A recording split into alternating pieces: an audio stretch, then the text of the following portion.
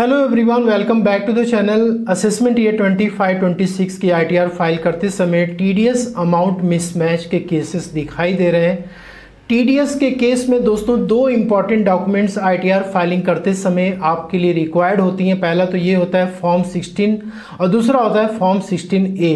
Form 16 और form 16A में जो अमाउंट मेंशन की गई है और जिस पे टीडीएस आपका डिडक्ट हुआ है वो दोस्तों 26AS, AIS और TIS से मैच करनी चाहिए। तो इनकम और टीडीएस जो फॉर्म 16 और फॉर्म 16A में मेंशन है, यदि वो दोस्तों 26AS, AIS, TIS से मैच करती है तो उस केस में दोस्तों आईटीआर फाइल करते समय कोई भी प्रॉब्लम नहीं होती है। लेकिन प्रॉब्लम तब क्रिएट होती है जब आपके फॉर्म 16 और फॉर्म 16A में इनकम तो दोस्तों मैच कर रहा है 26AS, AIS, TIS से, लेकिन जो टीडीएस का अमाउंट है वो 26AS, AIS और TIS से मैच नहीं कर रहे। तो हो सकता है कि फॉर्म 16 और फॉर्म 16A में टीडीएस का अमाउंट ज़्यादा दिखा रहा है लेकिन 26AS, AIS, TIS में टीडीएस का अमाउंट कम दिखा रहा है। तो इस प्रकार की जो मिसमैच की सिचुएशन क्रिएट हो रही है दोस्तों, ऐसे केस में आपको आईटीआर फाइल करते समय क्या करना है और क्या नहीं करना है, इस वीडियो में आज हम बात करने वाले हैं। तो देखिए यहाँ पे जो टीडीएस 26AS, AIS, TIS में रिफ्लेक्ट करती है दोस्तों, उसका एक सिंपल प्रोसेस होता है जिसको कि आपका टीडीएस डिडक्टर फॉलो करता है। तो नॉर्मली यहाँ पे आपके इनकम पे जो भी टीडीएस डिडक्ट किया जाता है, जैसे यहाँ पे फॉर्म 16 में सैलरी के केस में जो भी टीडीएस डिडक्ट होती है वो फॉर्म 16 में आपको मिल जाती है। अदर देन सैलरी के केस में जो भी टीडीएस डिडक्ट किया तो फॉर्म 16A के थ्रू आपको देखने को मिल जाते हैं। ठीक, तो टीडीएस जो भी डिडक्ट होती है वो आपके डिडक्टर के द्वारा गवर्नमेंट को आपके पैन के अगेंस्ट में डिपॉजिट किया जाता है और दोस्तों उसके बाद टीडीएस रिटर्न फाइल की जाती है। और जब ये टीडीएस रिटर्न फाइल होती है तो 26AS में टीडीएस का अमाउंट और इनकम का अमाउंट दोनों अपडेट होता है।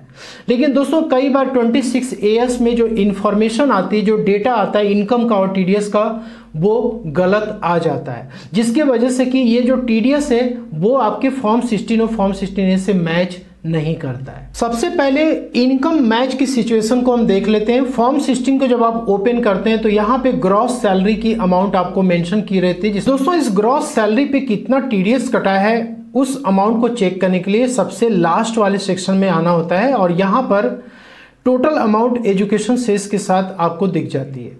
अब जो ग्रॉस सैलरी है और जो यहाँ पे टोटल अमाउंट है टीडीएस का, वो आपको 26AS से मैच करना है। यहाँ पे आप देख सकते हो कि जो सैलरी का अमाउंट है वो भी मैच कर रहा है और जो टीडीएस डिडक्ट किया गया और जो टीडीएस यहाँ पे डिपॉजिट किया गया, ये सभी क्या हो रहे हैं, मैच कर रहे हैं।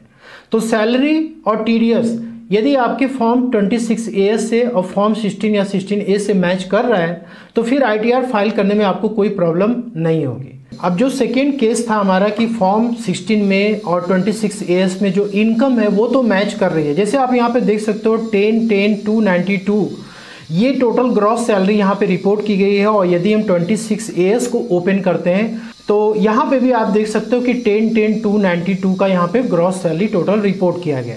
अब इसके बाद फॉर्म 16 में जब टीडीएस का जो अमाउंट है जो कि डिडक्ट हुआ है फॉर्म 16 में रिफ्लेक्ट कर रहा है, वो टोटल अमाउंट है 57,468। ठीक है, और यहाँ पर यदि हम फॉर्म 16 को ओपन करते हैं तो यहाँ पे आप देख सकते हो कि 14,405 का टोटल टीडीएस यहाँ पे डिपॉजिट किया गया। दोस्तों टीडीएस मिसमैच की जो सिचुएशन क्रिएट हो रही है उसके पीछे सबसे पहला देखिए मेजर रीजन यही होता है कि टीडीएस तो डिडक्ट किया गया लेकिन टीडीएस को डिपॉजिट नहीं किया गया। और सेकेंड रीजन ये हो सकता है कि टीडीएस डिडक्ट किया गया, डिपॉजिट भी किया गया, लेकिन टीडीएस रिटर्न फाइल करते समय दोस्तों कुछ मिस्टेक्स हो जाती है। पहला तो ये है कि यहाँ पे गलत पैन नंबर पे वो अमाउंट इंटर कर दिया गया हो या फिर दोस्तों जो अमाउंट है वो गलत डाल दिया गया हो। इंटर करना था कुछ और अमाउंट कुछ और इंटर हो गया। ठीक है, थर्ड रीज़न ये हो सकता है कि जो टीडीएस डिडक्टर है उसको ये पता चल चुका है कि टीडीएस रिटर्न में मिस्टेक्स हो चुकी है लेकिन उस टीडीएस रिटर्न को रिवाइज नहीं किया गया, जिसकी वजह से कि यहाँ पे मिसमैच की सिचुएशन क्रिएट हो जाती है। और फोर्थ रीजन होता है क्लेरिकल मिस्टेक्स, मतलब जो व्यक्ति टीडीएस को काट रहा है, जो टीडीएस रिटर्न फाइल कर रहा है, डिपॉजिट कर रहा है, उससे भी मिस्टेक हो सकती है। नॉर्मली क्या होता है कि जो भी कैलकुलेशन है, कैलकुलेशन के अनुसार तो टीडीएस के अमाउंट ज़्यादा आ रहे हैं और फॉर्म 16 भी दोस्तों उसी अमाउंट के अकॉर्डिंग जनरेट हो रहा है, लेकिन जो टीडीएस है सैलरी से वो कम डिडक्ट किया गया और दोस्तों उसी के अकॉर्डिंग क्या हो रहा है, टीडीएस को डिपॉजिट किया गया। तो जो टीडीएस एक्चुअल में फॉर्म 16 में शो कर रहा है उसके कंपैरिजन में जो टीडीएस एक्चुअल में डिडक्ट किया गया वो कम डिडक्ट किया गया। तो ऐसे केस में आपका टीडीएस यदि कटा है तो वो आपको पता होगा कि कितना टीडीएस आपका कटा हुआ है, वो आपको अपने बैंक स्टेटमेंट से, सैलरी स्लिप से चेक करनी है। यदि एक्चुअल में टीडीएस आपका कम ही कटा हुआ है लेकिन फॉर्म 16 में ज़्यादा दिख रहे हैं तो उस केस में आपको क्या करना चाहिए।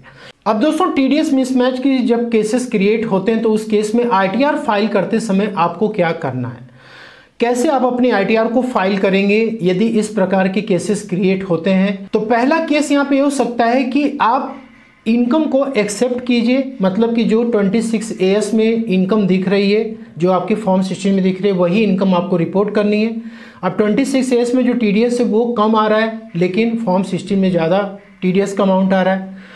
तो दोस्तों इस केस में क्या होगा कि आप जब अपनी आईटीआर को प्रिपेयर करेंगे तो डेफिनेटली इनकम ज़्यादा है तो आपके टैक्सेस भी ज़्यादा आएंगे, जबकि टीडीएस आपके कम कटे तो उस केस में जो भी एक्स्ट्रा टैक्स होगा वो आपको पे करना होगा। और ये ऐसे केस में होगा जब आप ये एक्सेप्ट करते हो कि आपका टीडीएस एक्चुअल में कम कटा है। फॉर्म 16 में जो टीडीएस दिख रही है वो टीडीएस ज़्यादा है लेकिन उतना आपका कटा नहीं है, वो आपको अपने बैंक स्टेटमेंट से, सैलरी स्लिप से आपको ये कंफर्म करना होगा, चेक करना होगा। मैंने आपको क्या बताया, क्लेरिकल मिस्टेक, मतलब कि टीडीएस जो है कैलकुलेट तो ज़्यादा किया गया लेकिन दोस्तों सैलरी पे करते समय टीडीएस का जो अमाउंट है वो कम डिडक्ट किया गया, तो ये मिस्टेक्स हो सकती है, ठीक है। और इसके अलावा जो और रीजंस हैं जिसके वजह से कि टीडीएस मिसमैच होता है तो उस केस में क्या करना चाहिए। अब सेकेंड केस में क्या हो रहा है कि जो फॉर्म 16 में टीडीएस आपका डिडक्टेड है वही टीडीएस आपका एक्चुअल में कटा हुआ है लेकिन फॉर्म 26 AS में टीडीएस कम रिपोर्ट की गई है।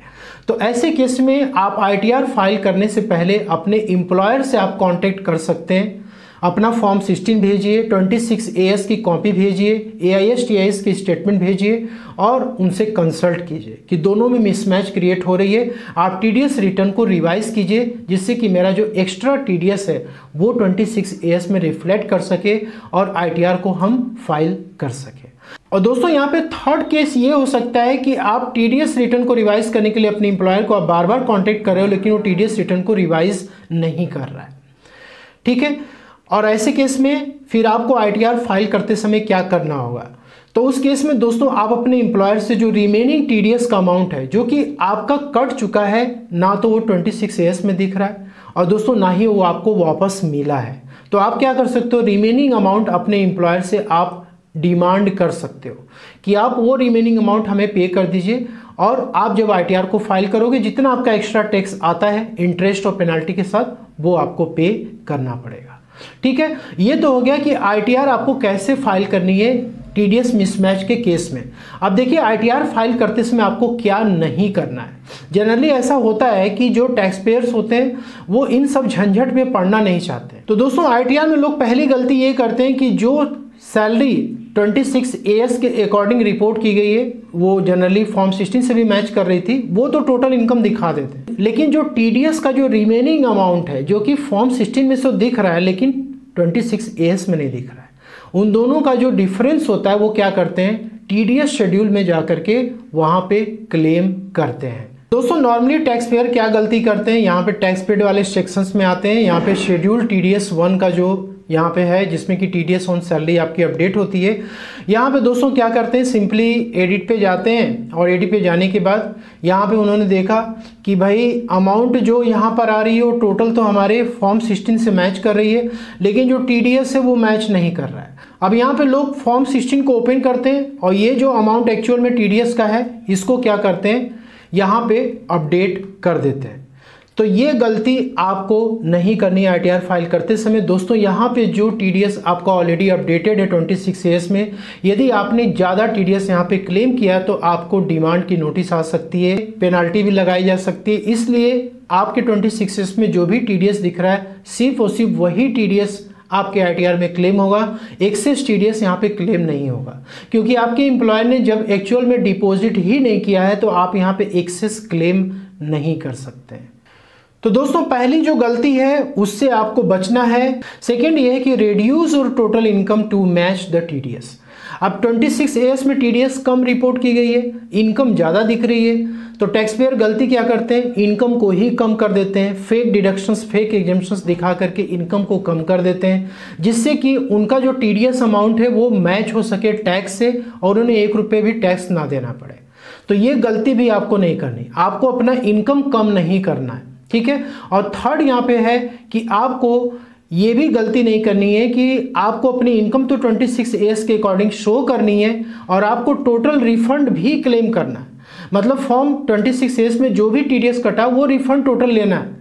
अब ऐसे केस में टैक्स पेयर क्या करेंगे कि 26 AS में जो इनकम दिख रही है उस इनकम को दिखा देंगे और उसके बाद फॉर्म 16 में उनके जो भी अलाउंसेस है, जो डिडक्शंस है, उससे कहीं ज़्यादा क्लेम कर लेते हैं ITR में और वो फेक तरीके से क्लेम कंसीडर किया जा सकता है और ऐसे केस में आप क्या करते हो, फुल रिफंड क्लेम करने के लिए डाल देते हो। तो दोस्तों जब आपके ITR की चेकिंग होती है तो उस केस में आपके फॉर्म 16 से यदि ये डिडक्शंस अलाउंसेस मैच नहीं करेंगे तो उस केस में आपके ये जो भी डिडक्शंस अलाउंसेस है ये डिनाइड हो सकते हैं, डिसअलाउड हो सकते हैं और ऐसे केस में भी आपको डिमांड की नोटिस आ सकती है। इसलिए इन सब चीज़ों से आपको बचना है। यदि दोस्तों TDS मिसमैच की सिचुएशन क्रिएट हो रही है तो आप अपने एम्प्लॉयर से कंसल्ट करें और TDS रिटर्न को रिवाइज कराएं।